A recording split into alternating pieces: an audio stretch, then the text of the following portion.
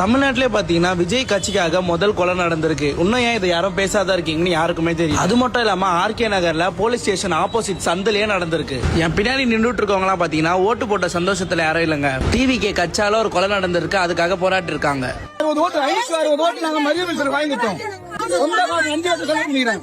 எங்க டீம் கார்டுல அங்கே செலவு பண்ணிக்கிறான்.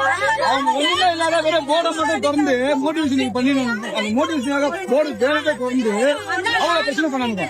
தமிழ்நாட்டுல பாத்தீங்கன்னா தொடர்ந்து கொலைகள்லாம் நடந்துட்டு தான் இருக்கு. போலீஸ் நினைச்சிருந்தா பாத்தீங்கன்னா இந்த கொலை தடுக்காத பாத்துட்டு இருக்கலாம். 3 வாட்டி கம்ப்ளைண்ட் கொடுத்தோம், போலீஸ் வந்து ஒரு ஆக்ஷன் கூட எடுத்தது இல்ல. சட்ட ஒழுங்கு எவ்வளவு மோசமா இருக்குன்ட்டு இந்த ஒரு சம்பவத்திலே பாருங்க.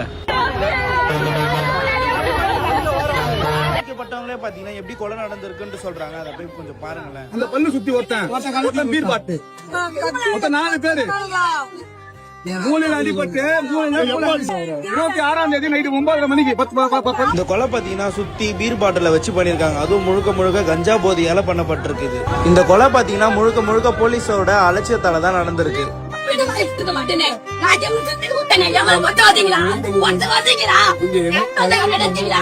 பாத்தீங்களா பெத்தவங்க எவ்வளவு கஷ்டப்படுறாங்கன்ட்டு. இந்த மாதிரி இதுக்கப்புறம் நடக்க கூடாதுன்னா இந்த வீடியோ எல்லாருக்கும் ஷேர் பண்ணி நீதி வாங்கி கொடுங்க.